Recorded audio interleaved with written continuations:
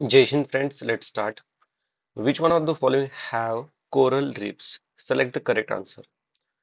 तो दोस्तों पहले हम समझ लेते हैं कि कोरल रीफ्स बनते कैसे हैं। इनके लिए कौन कौन सी कंडीशन रिक्वायर रहती है। तो कोरल रीफ्स बनने के लिए टेम्परेचर रहता है 22 से लेके 30 डिग्री सेल्सियस। ठीक है। और जो डेप्थ रहती है वाटर की वो नॉट एक्सीडेड 200 मीटर। उसके बाद corals are mainly lives on saline water. ठीक है। सलाइन वाटर पे ये जिंदा रह सकते हैं। और सैलिनिटी कितनी होनी चाहिए? 27 से लेके 40%। ठीक है। For proper growth. ठीक है। तो कोरल रिफ्स के फॉर्मेशन की कंडीशन पूछ सकते हैं क्योंकि सीएपीएफ में काफी बार इस पे क्वेश्चन आ चुका है। ठीक है। तो Andaman and Nicobar, gulf of Kutch, gulf of Mannar, यहाँ पे हमें कोरल रिफ्स पाए मतलब देखने को मिलते हैं। बट सुंदरबन के यहाँ पर हमें कोरल रिफ्स नहीं मिलते क्योंकि यहाँ पे गंगा, ब्रह्मपुत्र और बाकी कई सारे रिवर्स क्या होती है यहाँ पे ड्रेन होती है। तो जो कोरल्स बनने के लिए कंडीशन चाहिए तो वहां पर फुलफिल नहीं होते। तो फोर्थ इज रॉन्ग। और कहाँ कहाँ पे हमें कोरल रिफ्स देखने को मिलते हैं? तो लक्षद्वीप और केरल कोस्ट में। ठीक है। अभी वर्ल्ड में जो कोरल रिफ्स है ना, तो वो मेनली जो ट्रॉपिकल जोन है ना, ट्रॉपिकल जोन 30 नॉर्थ से लेके 30 साउथ, इस वाले लैटिट्यूड में हमें कोरल रीफ्स देखने को मिलते हैं। और 1/3 ऑफ कोरल्स ऑस्ट्रेलिया, इंडोनेशिया और फिलीपींस में पाए जाते हैं। तो ये चीजें याद रखना। अभी ओके, तो इसका आंसर है option number A. Next question देखेंगे। In India the problem of soil erosion is associated with which of the following? Select the correct answer. इसके पहले हमने देखा था सॉइल जो इरोजन होता है ना, उसके लिए कौन कौन से सॉल्यूशन होते हैं। ठीक है।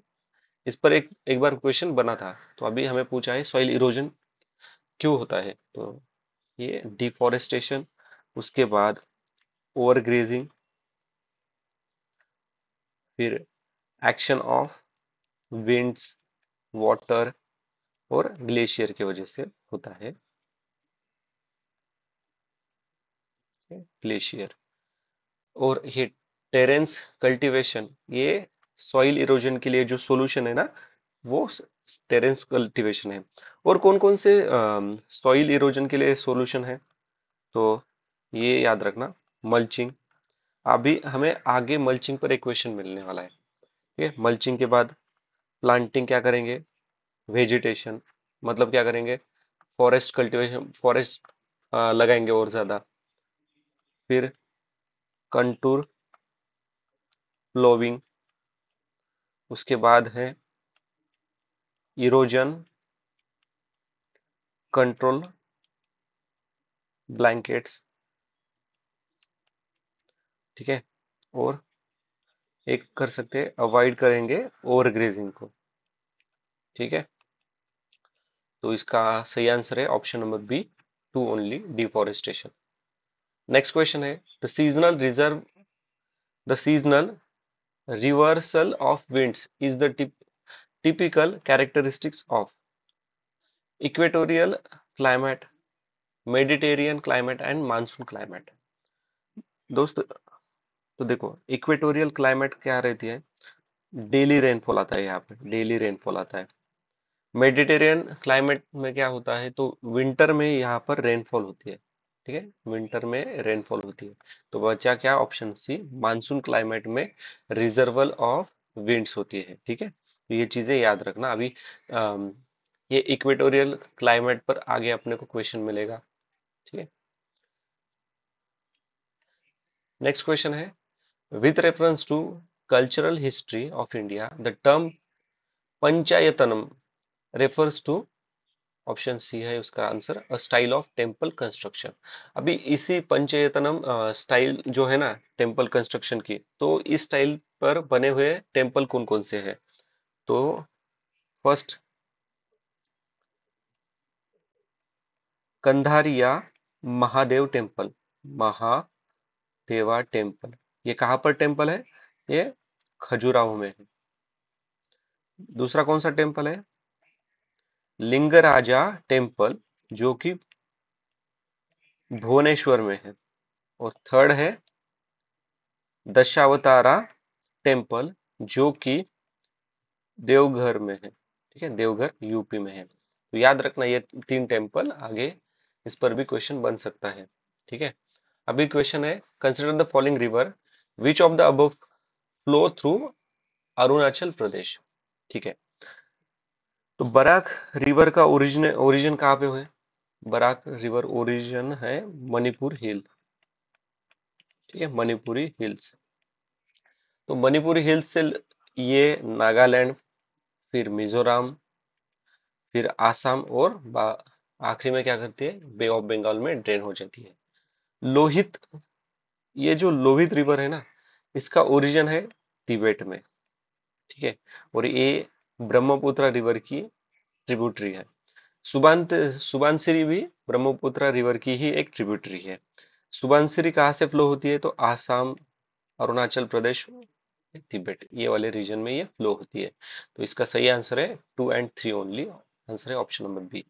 तो हमें थोड़ा ब्रह्मपुत्र रिवर के बारे में डिस्कस करना है। ब्रह्मपुत्र रिवर, तो ब्रह्मपुत्र रिवर को ही और क्या नाम है? यारलंग सांगपो, ये तिब्बत में कहा जाता है। और देखो, इसका ओरिजिन भी तिब्बत वाले रीजन से होता है। फिर ये अरुणाचल प्रदेश, आसाम से होके बांग्लादेश, फिर बे ऑफ बंगाल में ड्रेन हो जाती है। ओके, अभी ब्रह्मपुत्र रिवर की और कौन कौन सी ट्रिब्यूटरीज है? तो एक है दिबांग, लोहितांग, फिर धनसिरी, फिर सुबनसिरी, कामेंग, मानस, तीस्ता। अभी तीस्ता रिवर पर हमें आगे 2 क्वेश्चन मिलने वाले। तीस्ता, ठीक है। अभी नेक्स्ट क्वेश्चन देखेंगे, वेटलैंड दिया है और कन्फ्लुएंस ऑफ रिवर पता है। Okay, select the correct pair. Harike wetland कहाँ पर है? तो हरिके वेटलैंड है कन्फ्लुएंस ऑफ बीज, ब्यास एंड सतलज। ठीक है, तो ये स्टेटमेंट सही है। अभी हरेका वेटलैंड जो है ना, वो एक रामसर साइट है, मैन मेड वेटलैंड है पंजाब में। ठीक है, केओला देव घाना नेशनल पार्क, इसके बारे में हमने ऑलरेडी देखा था। तो केवला देव नेशनल, जो केवला देव घाना नेशनल पार्क है ना, वो है गंभीर एंड बाणगंगा रिवर के कन्फ्लुएंस पे। ठीक है, तो ब्यास और चंबल के यहाँ पर नहीं है। अभी ये केवला देव घाना नेशनल पार्क है ना, ये मैन मेड वेटलैंड, मतलब मैन मेड है। ये एक रामसर वेटलैंड भी है। ठीक है, राजस्थान में लोकेटेड है। और हमने एक कॉन्सेप्ट देखा था, मॉन्ट्रैक्स, और मैंने बोला था मॉन्ट्रैक्स में 2 चीजें आते हैं, तो उसमें से एक है केवला देव। ठीक है, तो मॉन्ट्रैक्स क्या है ये हमने ऑलरेडी देखा था। तो सेकंड स्टेटमेंट तो गलत है। अभी कोलेरू लेक, कोलेरू लेक ये फ्रेश वाटर लेक है, गोदावरी रिवर के बेसिन के वहां पे हमें देखने को मिलता है, आंध्र प्रदेश वाले रीजन में, आंध्र प्रदेश में। ठीक है, तो सही आंसर है ऑप्शन नंबर ए, 1 ओनली। नेक्स्ट क्वेश्चन है, which one of the following pair does not form part of sixth system of Indian philosophy? ठीक है, इंडियन फिलोसॉफी का पार्ट नहीं है। तो इसका सही आंसर है ऑप्शन नंबर सी, लोकायता एंड कपिलिका। ये लोकायता, इसके फाउंडर कौन है? तो ये इसके फाउंडर है बृहस्पति। कपिला का ये एक शिवा सेक्ट है। ठीक है, अभी ये जो मीमांसा, वेदांता, न्याया, वैशिष्का, सांख्य और योगा, ये 6 टाइप ऑफ इंडियन फिलोसॉफी है। अभी इनके बारे में थोड़ी जानकारी लेते हैं। योगा मतलब हमें सबको पता है, पतंजलि। पतंजलि। सांख्य, कौन है फाउंडर इनके? कपिलाचार्य। न्याया, इनके फाउंडर है संत गौतम। वैशेषिका, इसके फाउंडर है संत कनाद। और मीमांसा किन्होंने दिया है? तो वो है जैमिनी। जैमिनी। अभी वेदांता, ये इतना इंपॉर्टेंट पॉइंट है ना दोस्तों। वेदांता, अभी वेदांता किन किन लोगों ने दिया था? आदि शंकराचार्य, इन्होंने दिया था अद्वैत वेदांता। वेदांता। उसके बाद रामानुजनाचार्य, इन्होंने दिए है विशिष्ट अद्वैत फिलोसॉफी। उसके बाद है वल्लभाचार्य। वल्लभाचार्य, तो इन्होंने दी है सुधा सुधैत्व अद्वैता। फिर निम्बारकराचार्य, उन्होंने दी है द्वैत अद्वैत। ठीक है। अभी नेक्स्ट क्वेश्चन देखेंगे। हिल्स है और कौन से रीजन में पाए जाते हैं, करेक्ट पेयर कौन सी है? तो कैरामोन हिल कहाँ पे है? तो देखो कैरामोन हिल तो है वेस्ट घाट में, ठीक है। वेस्ट घाट में है ये कैरामोन हिल्स पर। एक आनाईमुड़ी नाम का एक पीक है, सबसे हाईएस्ट पीक है आनाईमुड़ी। इसकी हाइट लगभग 2600 समथिंग 95 मीटर है। और कोरोमंडल कोस्ट तो है ईस्ट घाट में, तमिलनाडु के साइड, ठीक है, इस वाले रीजन में। ये है इस वाले रीजन में, तो ये तो गलत है मतलब। ठीक है, एक को हटाते हैं, ये गया। अभी बाकी क्या देखते हैं। अभी देखो कैमूर हिल्स कहाँ पे? कैमूर हिल्स ये नर्मदा, सातपुरा और सातमाला, ये वाला जो रीजन है ना, ठीक है, ये वाला, ये बिहार, यूपी, मध्य प्रदेश वाला, यहाँ पे पाए जाते हैं। और कोकन है यहाँ पे, ठीक है, कोकन यहाँ पे देख, तो ये भी गलत है। तो सेकंड को भी हटाते हैं, ये गया, ये गया, तो आंसर है ऑप्शन नंबर सी। ठीक है। अभी महादेव हिल्स है सेंट्रल इंडिया में। मिकिर हिल्स, आप ये मिकिर हिल्स है ना, ये actually near to Kaziranga national park. Kaziranga national park कहाँ पे? आसाम में है। ओके। तो नेक्स्ट क्वेश्चन देखेंगे अभी।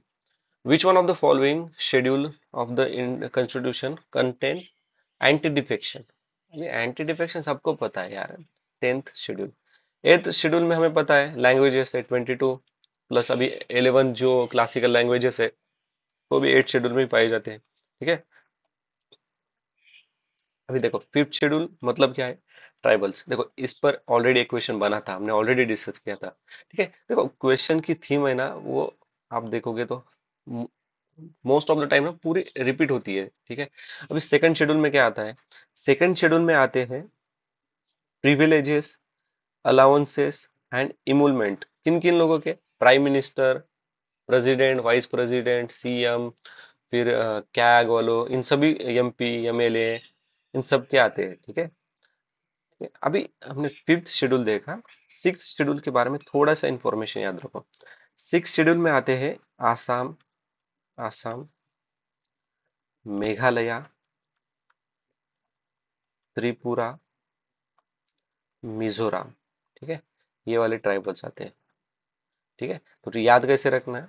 ATM without money. ठीक है। आसाम, त्रिपुरा, मिजोरम, ओके, और मणिपुर नहीं है, मेघालय है, इसलिए विदाउट मनी। ओके, तो ये याद रखना। इस पर आगे एक क्वेश्चन है। नेक्स्ट क्वेश्चन देखेंगे अभी। The most important strategy for the conservation of biodiversity together with traditional human life. देखो क्वेश्चन क्या बता रहा है कि ये जो कंजर्वेशन ऑफ बायोडाइवर्सिटी है ना, प्लस जो ह्यूमन लाइफ है ना, वो भी यहाँ पर रह सकती है। तो ये वाला रीजन कौन सा है? देखो नेशनल पार्क और वाइल्ड लाइफ सेंचुरी में humans are restricted. Botanical garden में तो ये तो मैनमेड होती है। ठीक है। तो बचा क्या? ऑप्शन नंबर ए, बायोस्फीयर रिजर्व। बायोस्फीयर रिजर्व है। टर्की इज लोकेटेड बिटवीन, अभी टर्की लोकेटेड है, टर्की के नॉर्थ पे है ब्लैक सी और साउथ में है मेडिटेरियन सी। ठीक है।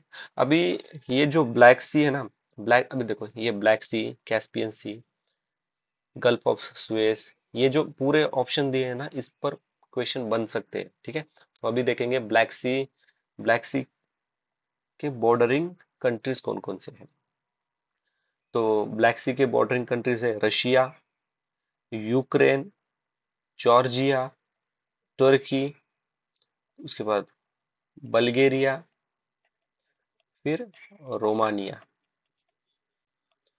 Caspian Sea, Caspian Sea, Russia, Kazakhstan, Turkmenistan, Iran और अजरबैजान। मेडिटेरियन सी 21 कंट्रीज की बॉर्डरिंग है। ठीक है। Gulf of Suez, Gulf of Suez मतलब इजराइल, फिर Jordan, Egypt, Saudi Arabia. Gulf of Aqaba, Israel, Jordan, Egypt, Saudi Arabia. और Dead Sea, Israel और Jordan.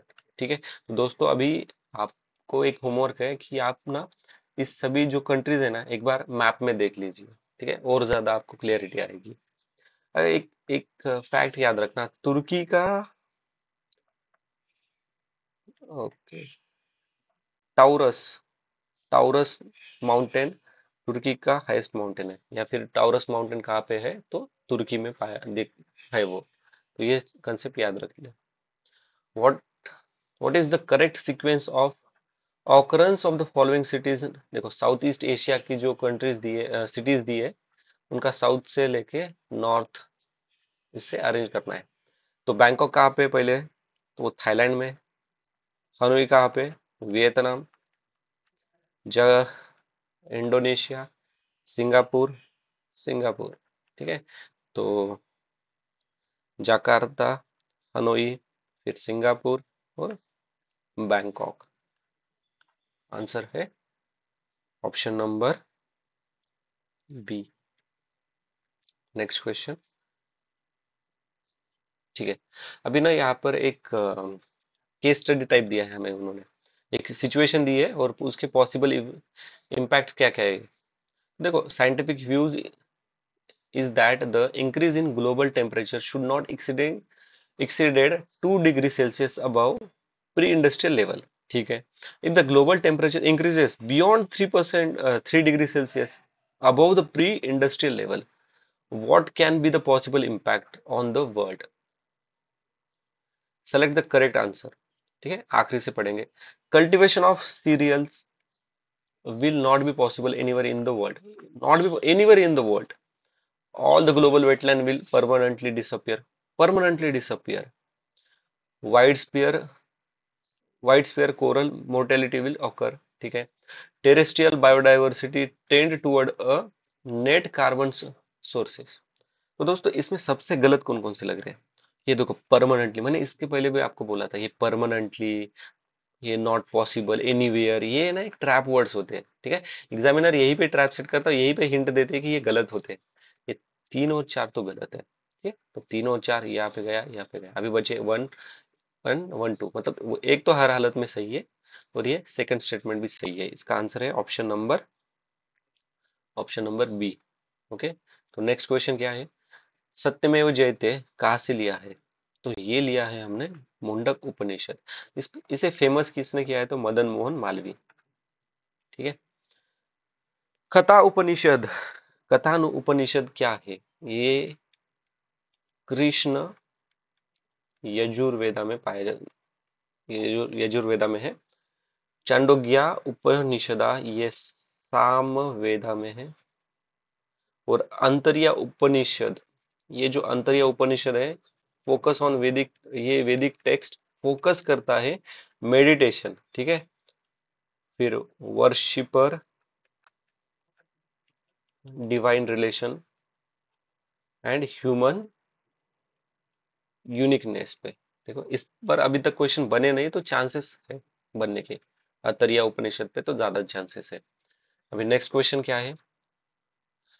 In the constitution of India, promotion of international peace and security is included in the ये included है article 51 में, और ये 51 आता है DPSP जो कि पार्ट 4 में है। ठीक है, 35 से लेके 51 तक, 36 से लेके 51 तक। अभी बाकी के देखते हैं। डीपीएसपी का कौन से कंट्री से बोरो किया है? वो आयरलैंड से बोरो किया है। प्रियम्बल यूएसए से। प्रियम्बल को ही क्या कहा जाता है? Soul of constitution. क्वेश्चन पूछ सकते हैं। ठीक है, प्रियम्बल अमेंड हो सकता है क्या? ठीक है, या फिर कितनी बार अमेंड हुआ है? ठीक है, तो प्रियम्बल अमेंड हो सकता है, एक बार अमेंड हुआ है 42nd constitution amendment act. Fundamental duties क्या होती है? ये हमने यूएसए से लिया है, पार्ट 3 12 से लेके 35 तक ही इसमें आते हैं। 9 शेड्यूल में क्या है अभी देखो। हमें पता है सेवंथ शेड्यूल में आते हैं list, central list, state list and concurrent list. ठीक है, अभी 9th शेड्यूल में देखो, जो लिस्ट होती है ना सेंटर एंड स्टेट लॉज बनाने की, तो ये इसके अंदर जो भी लॉज है ना, which can not be challenge in court, ये मेंशन किया था 9th शेड्यूल में। और ये कब ऐड किया था? तो ये फर्स्ट कॉन्स्टिट्यूशन अमेंडमेंट एक्ट जो 1951 में हुआ था, तब 9th शेड्यूल को ऐड किया था। ठीक है, तो इस पर ये काफी इंपॉर्टेंट पॉइंट है 9th शेड्यूल।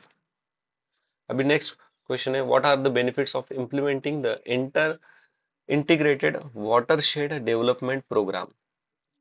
देखो पहले तो समझ लो, ये आती है मिनिस्ट्री ऑफ रूरल डेवलपमेंट में। ठीक है, यहाँ पे कीवर्ड्स क्या है? Watershed development, preventing of soil room of, ये तो सही लग रहा है, वाटरशेड। ठीक है, rain water harvesting and recharge of ground water table water, water, ये भी सही है। रीजनरेशन ऑफ नेचुरल वेजिटेशन, ये भी स्टेटमेंट सही है। Okay, regeneration. अभी देखो ये जो स्टेटमेंट सेकंड है ना, linking of the countries perennial rivers with seasonal rivers, ये गलत है।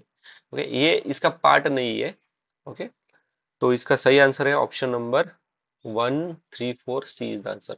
अभी ना इस पर एक थोड़ा सा इंफॉर्मेशन याद रखना, ये जो integrated watershed development programme है ना, इसके ना 3 इंपॉर्टेंट प्रोग्राम इन्होंने लॉन्च किए थे। तो पहला है डेजर्ट डेवलपमेंट प्रोग्राम, दूसरा है drought prone area programme, third है wasteland development integrated wasteland development programme. ठीक है, अभी टेक्स्ट देखेंगे।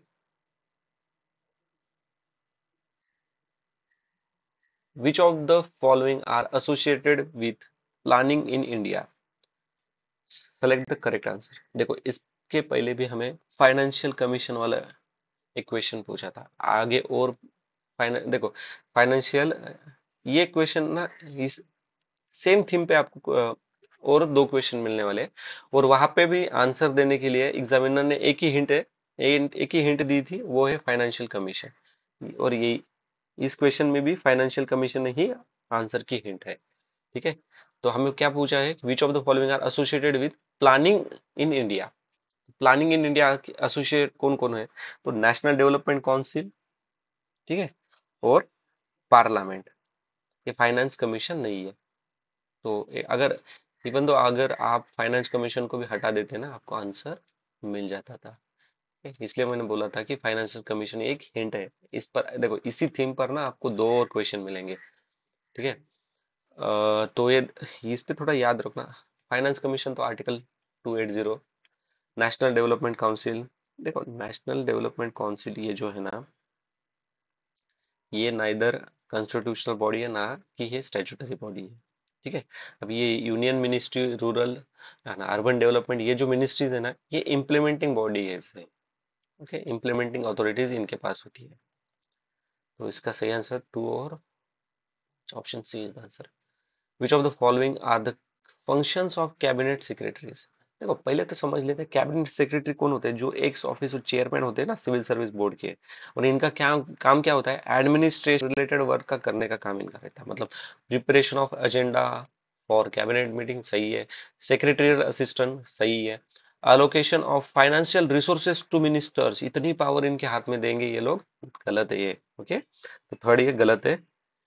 हाँ, ये जो मतलब कैबिनेट सेक्रेटरी है ना, वो रिकमेंडेशन दे सकते हैं इन लोगों को, बट इनके हाथ में नहीं रहता ये। जो फाइनेंशियल रिसोर्सेस अलोकेट करना है ना, तो ये आता है फाइनेंस मिनिस्टर के अंदर।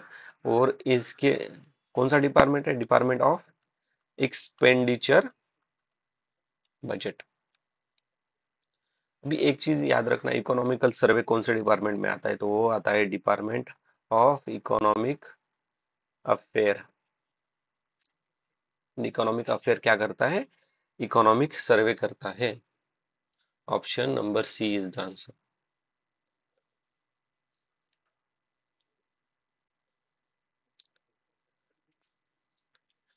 Consider the following statement. A constitutional government is one which, okay, which of the above are condition? Constitutional government क्या होता है, मतलब किस तरह से होता है? तो ये दो कंडीशन दिए हैं, बताना है हमें। Place effective restrictions on individual liberty in the interest of state authority. तो ये तो किंग जोंग उंग वाला एरिया लग रहा है ना, मतलब ये तो डिक्टेटरशिप हो रही है। वो बोलते हैं कि स्टेट के लिए इंडिविजुअल के लिबर्टी को रिस्ट्रिक्ट करना है, और हमें कहा है कि कंस्टिट्यूशनल गवर्नमेंट। कंस्टिट्यूशनल गवर्नमेंट मतलब लाइक डेमोक्रेसी, लोगों के हित में रहना चाहिए। ये तो गलत है। Place effective restriction on the authority of state in the interest of individual liberty. तो ये स्टेटमेंट सही है। देखिए, जो हमने हमारे पास फंडामेंटल राइट्स हैं, वो सभी क्या है? कॉन्स्टिट्यूशनल गवर्नमेंट का पार्ट है, जो कि हमारे इंडिविजुअल लिबर्टी को प्रोटेक्ट करता है। ठीक है, तो आंसर है ऑप्शन नंबर बी। ओके, तो आज का आखिरी का क्वेश्चन देखेंगे अभी। Which of the following are the discretionary power of governor? Governor की डिस्क्रिशनरी पावर बताना है हमें। Select the correct answer. देखो, sending a report to the president of India for imposing president rule. President rule आता है 356 में, तो ये तो गवर्नर की डिस्क्रिशनरी पावर है। सही बात है, क्योंकि यहाँ पर वो जो काउंसिल ऑफ मिनिस्टर रहती है ना, वो सीएम, इनसे कोई एडवाइस लेता नहीं है। अगर एक, ठीक है, तो एक तो स्टेटमेंट सही है, मतलब ऑप्शन सी गलत है। अपॉइंटिंग द मिनिस्टर्स, ये बात तो सही है कि गवर्नर की अपॉइंट, मतलब गवर्नर ही अपॉइंट करता है मिनिस्टर और सीएम को, मतलब सीएम के एडवाइस से मिनिस्टर को अपॉइंट करता है। जो हम्म, और आर्टिकल 164 में ये मेंशन किया हुआ है कि on the advice of CM minister will appoint. But यहाँ पे तो सीएम एडवाइस दे रहा है, तो वो डिस्क्रिशनरी पावर तो होगी नहीं, मतलब दो तो गलत है। दो गलत है, मतलब ये गया, ये भी गया। आंसर आ गया ऑप्शन नंबर बी, 1 एंड 3। ठीक है, थ्री क्या है देखेंगे। Reserving certain bills, okay, certain बोले, ऑल बिल्स नहीं बोले उन्होंने। कुछ bills pass by the state, कुछ बिल को वो रिजर्व कर सकता है, passes by the state legislator for consideration of president of India. सही है, ये स्टेटमेंट भी सही है। Making the rules to conduct the business of state government, ये तो गलत है। ये तो एड एंड एडवाइस पे होता है, सीएम प्लस उनकी काउंसिल मिनिस्टर से। ठीक है, ओके दोस्तों, तो अभी बाकी क्वेश्चन नेक्स्ट वीडियो में देखेंगे। अगर कुछ डाउट या फिर सजेशन है तो प्लीज कमेंट बॉक्स में मेंशन कीजिए। Thanks for watching, see you in next video. जय हिंद।